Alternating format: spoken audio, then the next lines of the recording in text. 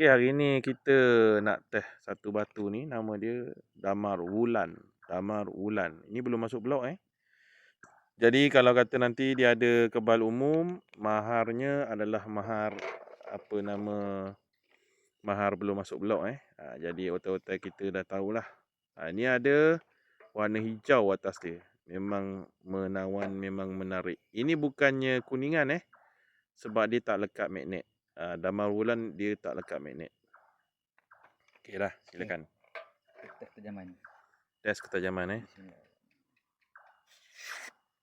Satu, dua, tiga. Kali lagi. Okey dah. Okey. Ambil batunya. Ini batunya.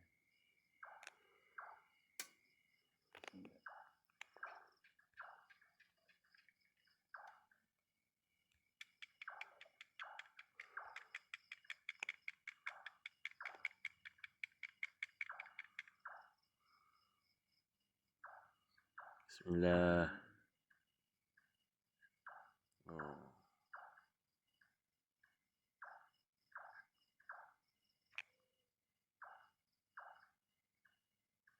Okey, muka. Batu, tunjuk batu sikit.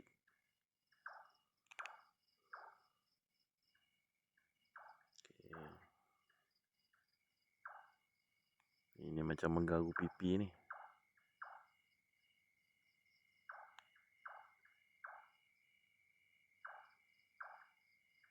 Okey. Alhamdulillah.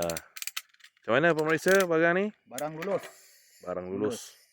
Ini daripada Pahang dia ni. Okey. Kita tengok lagi sekali barangnya. Barang lulus.